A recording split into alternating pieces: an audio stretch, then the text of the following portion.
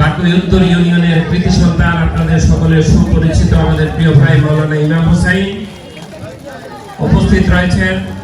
বাংলাদেশ ইসলামী ছাত্র শিবির কেন্দ্রীয় কার্যকরী পরিষদের সম্মানিত সদস্য, কুমিল্লা মহানগরীর সংগ্রামী সভাপতি ছাত্রনেতা হাসান আহমদ, ইউনিয়ন সেক্রেটারি মাওলানা ইব্রাহিম খলিল রনি ভাই সহ সম্মানিত দায়িত্বশীল ভাইয়েরা, সুপ্রিয় রোজাদার ভাইয়েরা, আসসালামু আলাইকুম ওয়া রাহমাতুল্লাহি ওয়া বারাকাতুহু। আমি দেখতে পাচ্ছি অনেকের মনোযোগ কিন্তু ইফতারি দেয়া নেয়ার দিকে। যারা দিবেন ওনারা কথা না বলে, আর যারা নেব আমরাও কথা না বলে এই কাজটা খুব সুন্দরভাবে সম্পাদন করা যায় না? তারপরেও কিছু ভাই কথা বলছেন, আমি অনুরোধ করবো কথা না বলার জন্য। অল্প কিছু সময় আছে, কয়েকটি কথা বলে আমরা দোয়া করবো, ইনশাআল্লাহ ইফতার করবো। প্রিয় উপস্থিতি, মাহে রমাদান আরবি 12 মাসের মধ্যে সবচেয়ে সম্মানিত মাস, সবচেয়ে ফজিলতপূর্ণ মাস, সবচেয়ে মর্যাদাবান মাস। এই মাসে একটি নেক আমল করলে আল্লাহ রাসূলের ভাষা অনুযায়ী 10 থেকে শুরু করে 700 গুণ পর্যন্ত তার নেকি বৃদ্ধি করে দেওয়া হয়। সুবহানাল্লাহ। এই মাসে এত মর্যাদা, এত সম্মান, কারণ হচ্ছে এই মাসে মহান রব্বুল আলামিন এমন একটি রাত রেখেছেন যেই রাতটিকে হাজার মাসের চাইতে উত্তম বলা হয়েছে। ঠিক কি না? লাইলাতুল কদর, নাকি লাইলাতুল কদর খায়রুম মিন আলফি শাহর, হাজার মাসের চেয়ে উত্তম লাইলাতুল কদর। এই লাইলাতুল কদরের কারণে মাহে রমাদানের মর্যাদা বেড়ে গিয়েছে।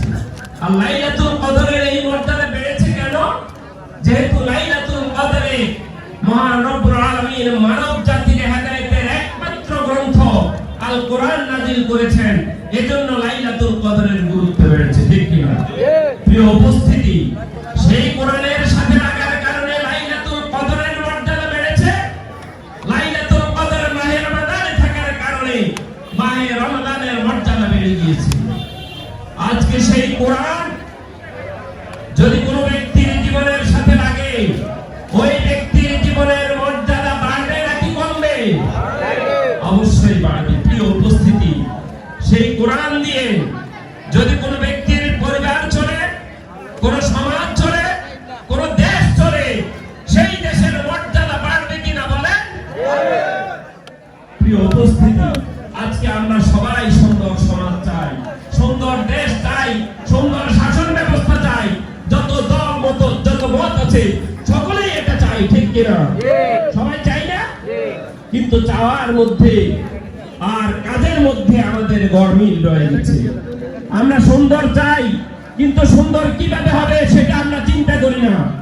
প্রিয় উপস্থিতি, যদি এই সমাজ সুন্দর করতে হয়, এই দেশকে সুন্দর করতে হয়, এই সমাজের প্রত্যেকটা মানুষের অধিকার যদি প্রতিষ্ঠা করতে হয়, যদি বৈষম্য দূর করতে হয়, যদি অন্যায় অনাচার অবিচার দূর করতে হয়, তাহলে আমাদেরকে ফিরে যেতে হবে সেই আল কোরআনের কাছে। ঠিক কিনা? আজকে আমাদের মসজিদগুলো চলে কি দিয়ে? কোরআন দিয়ে না আমাদের নিজের সমতবাদ দিয়ে? কোরআন দিয়ে মসজিদ চলে। ঠিক কিনা? মসজিদে আমরা কোরআনের আইন মানি, মসজিদে রাসূলের তরিকা মানি, এজন্য মসজিদে কোনো অশান্তি নাই।